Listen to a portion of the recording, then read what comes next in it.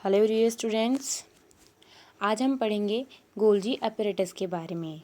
Golgi apparatus एक cell organelle है जो कि यूकेरियोटिक सेल्स में पाया जाता है। तो गोल्जी अपैरेटस के बारे में पढ़ने से पहले मैं आपको बता दूं कि इसको किसने डिस्कवर किया था। गोल्जी अपैरेटस को सबसे पहले जो है एक साइंटिस्ट हैं कैमिलो गोल्जी, उन्होंने देखा था। और कब देखा था? 1898 में। और कहाँ देखा? जो आउल होता है उसकी नर्व सेल्स में इनको देखा था। किसने? कैमिलो गोल्जी ने।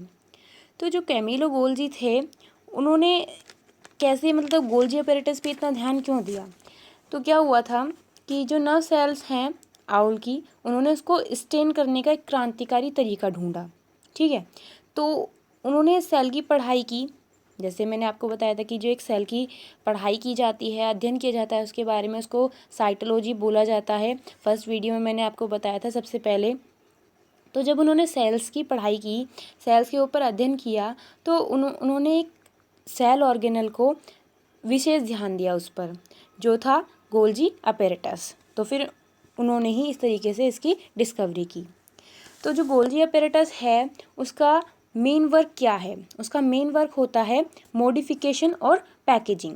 जैसे लास्ट वीडियो में मैंने आपको बताया एंडोप्लाज्मिक रेटिकुलम में मोस्टली ये प्रोसेस हो जाता है, बाकी आगे का जो प्रोसेस है वो गोल्जी अपैरेटस में कंप्लीट होता है। तो यहाँ पर मॉडिफिकेशन है और पैकेजिंग का काम क्या करती है गोल्जी अपैरेटस। आगे देखते हैं।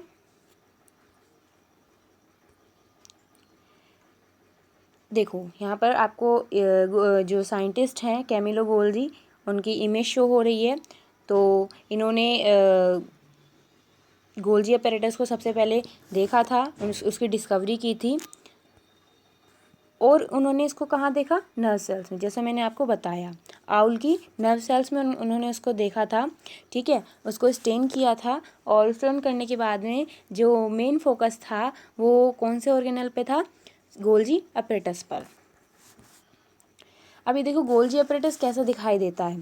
जो गोल्जी अपैरेटस है वो जैसे पिचके हुए गुब्बारे होते हैं, ठीक है, वो उनकी स्ट्रक्चर का होता है। जैसे यहाँ आपको ब्लू कलर के ये दिख रहे हैं, ठीक है। और यहाँ पर ये बीच में कुछ खाली जगह है, इनका नाम भी बताऊंगी कि क्या होता है। तो ये जो स्ट्रक्चर है वो कुछ पिचके हुए गुब्बारे की तरह होती है और इनका नाम भी अलग होता है। जैसे यहाँ आपको ये गोल गोल स्ट्रक्चर शो हो रही हैं, दिख रही हैं, ठीक है। तो देखते हैं क्या नाम है इनका। तो मैंने आपको बताया था यहाँ पर ये एंडोप्लाज्मिक रेटिकुलम है, इसमें भी दो टाइप के हैं। जो ये वाले हैं ये कैसे हैं? स्मूथ, क्योंकि ये किससे अटैच हैं? रफ एंडोप्लाज्मिक रेटिकुलम से, ठीक है।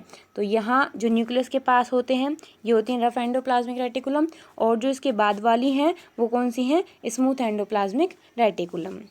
अब इसके आगे की जो स्ट्रक्चर होती है वो होती है गोल्जी अपैरेटस की। अब इसमें जो स्ट्रक्चर है, जैसे मैंने आपको यहाँ बताया, एक पिचके हुए गुब्बारे की तरह स्ट्रक्चर होती है उसकी। और आगे जो ये गोल गोल आपको दिखाई दे रहा है, जो संरचना दिखाई दे रही है, इसे क्या बोलेंगे? वेसिकल, ठीक है। और ये जैसे मैंने आपको एंडोप्लाज्मिक रेटिकुलम में भी बताया था, ये वाली जो स्ट्रक्चर थी कि जो फ्लैट है, फ्लैटेंड सैक्स इसके अंदर होते हैं। मेम्ब्रेन बाउंडेड स्ट्रक्चर होती है, मेम्ब्रेन से ये बाउंड रहते हैं, घिरे हुए रहते हैं। तो इसको मैंने क्या बोला था? सिस्टर ने बताया था। इसी तरीके से गोल्जी बॉडीज़ में भी ऐसा ही होता है। तो ये जो आपको वाइट कलर की दिखाई दे रही है चारों ओर जो मेम्ब्रेन है, ये मेम्ब्रेन है, और इसके अंदर की जो खाली जगह है, ठीक है, जो वाइट कलर की इनर साइड में आपको दिखाई दे रहा है, इसको बोलेंगे सिस्टर्नी। इसको हम क्या बोल सकते हैं? फ्लैटेंड सैक्स। आगे देखते हैं। तो गोल्जी अपैरेटस का मैंने आपको डायग्राम वैसे कंप्लीट समझा चुकी हूँ, तो इसके बारे में और पढ़ते हैं आगे। तो जो इसको हम किसी और नाम से भी बोल सकते हैं, कई नामों से जान सकते हैं। जैसे कि बेकर्स बॉडी के नाम से हम इसको जानते हैं, लाइपोकोंड्रिया के नाम से भी जानते हैं, इडियोसोम के नाम से इसे जानते हैं, गोल्जी अपैरेटस, गोल्जी कॉम्प्लेक्स और प्लियोमॉर्फिक। तो ये इसके सारे नाम हैं। तो अभी मैं आपकी केवल नॉलेज के लिए बता रही हूँ, लेकिन आप 9th क्लास में हैं तो केवल आपको गोल्जी बॉडी या गोल्जी अपैरेटस इतना तो मालूम होना चाहिए, बाकी और आप याद कर लो तो और अच्छी बात है। और इनको नाम किस लिए दिया जाता है, ये इनके सारे नाम क्यों दिए गए हैं, क्योंकि जो इनके साइज़ हैं गोल्जी बॉडी के या उनकी फॉर्म्स हैं वो डिफरेंट होती हैं डिफरेंट सेल्स में, यानी कि अलग अलग सेल्स में इनकी अलग अलग साइज़ होती हैं, अलग अलग फॉर्म्स होते हैं, इसीलिए इनको अलग अलग नाम दिया गया है। और जो हमारे साइंटिस्ट थे कैमिलो, उनको 1906 में नोबेल प्राइज़ भी दिया गया था। किसके लिए? मेडिसिन और साइकोलॉजी के लिए, सॉरी फिजियोलॉजी के लिए। ठीक है, अब मैंने आपको बता दिया है कि सिस्टर्नी इनकी स्ट्रक्चर क्या है, ये वाली स्ट्रक्चर मैंने आपको बताई। ठीक है, इसको सिस्टर्नी बोलते हैं क्योंकि ये फ्लैट डिस्क शेप्ड सैक्स होती हैं। ठीक है, या तो इसका नेम है फ्लैट डिस्क शेप्ड सैक्स या फिर इनको बोल सकते हैं सिस्टर्नी। तो ये इनकी स्ट्रक्चर है। यहाँ ये जो स्ट्रक्चर मैंने आपको दिखाई ये क्या थी? वेसिकल्स थी। तो और पढ़ते हैं गोल्जी बॉडी के बारे में। Golgi body formed endomembrane system. ये जो गोल्जी बॉडी है ये एक एंडोमेम्ब्रेन सिस्टम को फॉर्म करती है। एंडो का मतलब समझ रहे हो कि जो अंदर वाली मेम्ब्रेन है उनको बनाती है, फॉर्म करती है, because these are associated with ER.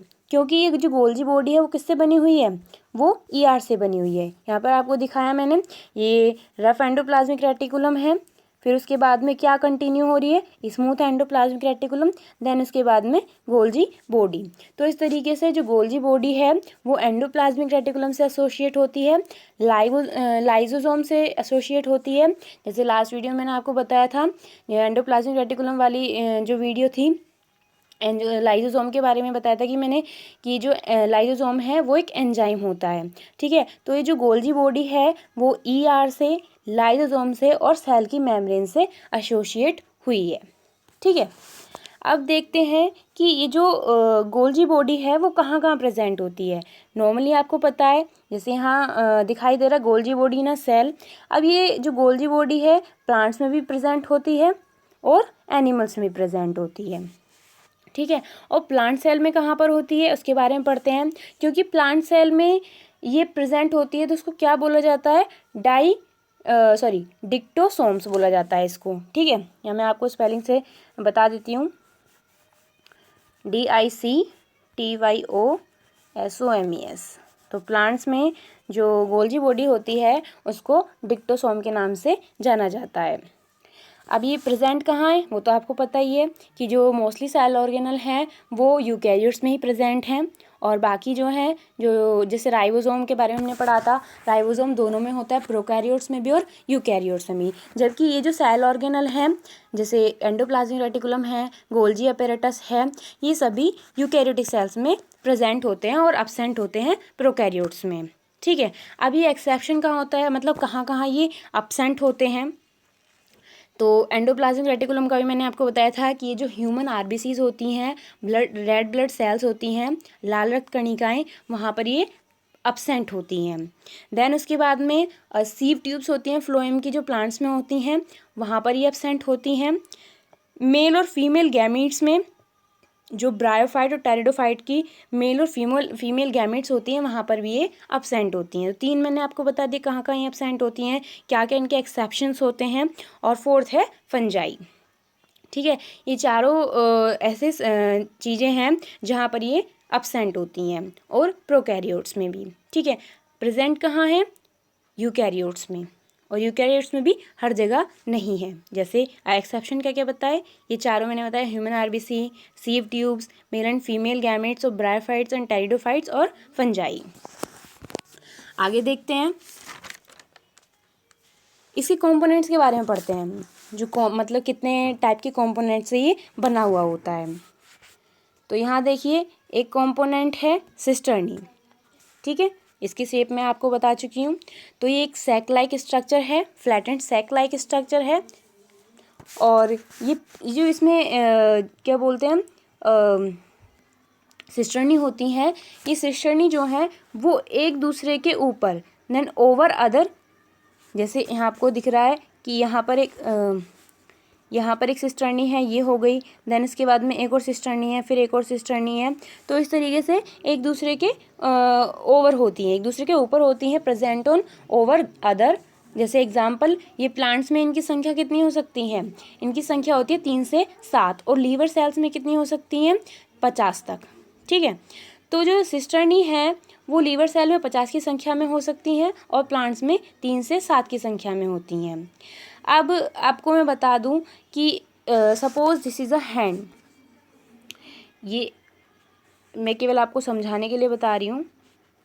ये हैंड है या ये हथेली की स्ट्रक्चर हो गई ऊपर वाली, और नीचे जो पीछे वाली बैक साइड होती है, ठीक है, और ये बाजू, समझाने के लिए बोल रही हूँ केवल। तो यहाँ पे ये जो ऊपर वाला हिस्सा है, जो हथेली वाला हिस्सा है, इसको हम बोलते हैं कॉनकेव, कॉनकेव फेज, या फिर हम इसको बोल सकते हैं कॉनकेव फेज का दूसरा नाम है ट्रांस और मैच्योरिंग फेज। और जो नीचे वाला हिस्सा है ये कैसा होता है, कॉन्वेक्स फेज, इसको क्या बोल सकते हैं, सिस और फॉर्मिंग फेज। ठीक है, अभी मैं समझाऊंगी क्या इनका वर्क होता है, क्यों मैं इसे समझा रही हूँ, गोल्जी अपैरेटस में क्या किस तरीके से वर्क करती है। तो सबसे पहले हमने समझ लिया कंपोनेंट कौन सा है, फर्स्ट इसका सिस्टर्नी है गोल्जी बॉडी का, और यहाँ पे मैंने आपको फेस समझाए हैं। तो आप देख लीजिए ये जो आगे वाला पार्ट है ये कौन सा है, सिस फेज है, जैसे आपको यहाँ पर दिखाई भी दे रहा है, सिस फेज ये वाला हो गया। और जो ये बाद वाले आपको दिखाई दे रहे हैं लास्ट में, ये कैसा फेज है, ट्रांस फेज है। तो ये कुछ एक हैंड की तरह संरचना होती है। तो जो हथेली वाली संरचना हुई उसको क्या बोला, सिस फेज, या फिर उसको क्या बोलते हैं, कॉनकेव फेज, या और क्या बोल सकते हैं, ट्रांस और मैच्योरिंग फेज। और जो कॉन्वेक्स है उसको क्या बोलेंगे, कॉन्वेक्स फेज, ऊपर वाले को कॉनकेव और नीचे वाले को कॉन्वेक्स। इतना समझ में आया, कंफ्यूज मत होना। जो हथेली वाला पार्ट है उसको बोलेंगे कॉनकेव, और जो नीचे वाला हिस्सा है उसको बोलेंगे कॉन्वेक्स। जो कॉनकेव है उसको क्या बोलते हैं, ट्रांस और मैच्योरिंग फेज, और जो कॉन्वेक्स है उसको क्या बोलेंगे, सिस और फॉर्मिंग फेज। अब इनका काम क्या होता है, पहले हम इतना समझ में आया। सेकंड फेज के बारे में पढ़ते हैं, सॉरी सेकंड कंपोनेंट के बारे में पढ़ते हैं। वो कौन सा है, वेसिकल। वेसिकल यहाँ आपको मैंने दिखाया था, जैसे सिस्टर्नी के बारे में पढ़ा है आपने। अभी ऐसी सेकंड कंपोनेंट कौन सा है, वेसिकल है। तो वेसिकल के बारे में पढ़ते हैं। इसकी जो संरचना होती है वेसिकल की वो क्या है, राउंड है। यहाँ पर कैसी संरचना है इसकी, राउंड है, गोल है। और इसका काम क्या होता है कि जो वेसिकल है वो सब्सटेंसेस को स्टोर करके रखती है। जो एंडोप्लाज्मिक से सब्सटेंस बन करके आता है, मॉडिफिकेशन होता है, उसका निर्माण होता है वहाँ पर, आगे फिर वो स्मूथ एंडोप्लाज्मिक रेटिकुलम में आता है, देन उसके बाद में गोल्जी अपैरेटस में आता है। तो एक दूसरे से ये इंटरलिंक्ड रहते हैं, एक दूसरे से कनेक्टेड रहते हैं इंटरनली। और जो भी मैन्युफैक्चर होता है, किसी भी सब्सटेंस का निर्माण होता है, तो वो एक दूसरे के इंटरलिंक्ड होने के कारण एक दूसरे के अंदर आते रहते हैं, मैन्युफैक्चर होके कंप्लीट होता है यहाँ पर इनका प्रोसेस। तो जब एंडोप्लाज्मिक रेटिकुलम से यहाँ पर ये आए मैन्युफैक्चर होके, तो इसका काम क्या है, हमने सबसे पहले पढ़ा कि पैकेजिंग का काम है इसका। पैकेजिंग करके ये उसको सब्सटेंस को बाहर निकाल देता है, वहाँ से एंटर किया इसने गोल्जी बॉडी में एंडोप्लाज्मिक रेटिकुलम से, और फिर इसको कंप्लीट मैन्युफैक्चर करने के बाद में उसको पैक करके बाहर निकाल देता है। तो आगे देखते हैं, take substance from the endoplasmic reticulum, ये एंडोप्लाज्मिक रेटिकुलम से सब्सटेंस को लेता है। ठीक है, यहाँ से देखते हैं, ये इसकी सिंपल स्ट्रक्चर है यहाँ पे, यहाँ से इसको लिया, एंडोप्लाज्मिक रेटिकुलम से अटैच है। देन उसके बाद में ये सब्सटेंस को मॉडिफाई करता है, मैन्युफैक्चर हो चुका है, निर्माण हो चुका है, ठीक है। और उसके बाद में ये जो सब्सटेंस है मॉडिफाई होकर के इन वेसिकल्स में स्टोर हो जाता है। तो यहाँ से एंटर किया, यहाँ से ये आई, और जब बन गई पूरी तरीके से उनकी पैकेजिंग हो गई, तो ये कहाँ स्टोर होंगे, वेसिकल्स में। तो इन वेसिकल्स में जाकर के ये सब्सटेंसेस स्टोर हो जाते हैं, इकट्ठे हो जाते हैं। ठीक है, एंड फ्रॉम द ट्रांस और मैच्योरिंग फेज डिस्चार्ज, और फिर कहाँ से, जो ट्रांस फेज है वहाँ से आकर के डिस्चार्ज हो जाते हैं। यानी कि एंटर कहाँ से हुई, जो ये आगे का वाला फेज है, जो ये आगे वाला फेज है, ये क्योंकि एंडोप्लाज्मिक रेटिकुलम से कनेक्टेड है, यहाँ पर इसने एंट्री करी, मैन्युफैक्चर हुआ, पैकेजिंग हुई, और कहाँ से आउट हो गई, ये जो ट्रांस फेज होता है। इतना समझ में आया। तो ये था आपका सेकेंड कॉम्पोनेंट गोल्जी बॉडी का। थर्ड है ट्यूब्यूल्स। ये जो ट्यूब्यूल्स हैं, ये जो आपको ट्यूब्यूल्स लाइक स्ट्रक्चर यहाँ पे शो हो रही हैं, तो ये होती हैं ब्रांच्ड या फिर इरेगुलर भी हो सकती हैं, मतलब ब्रांचेस में रहती हैं और इरेगुलर होती हैं। और कहाँ पाई जाती हैं, पेरीफेरी में। तो आपको इतना समझ में आया होगा। Thank you.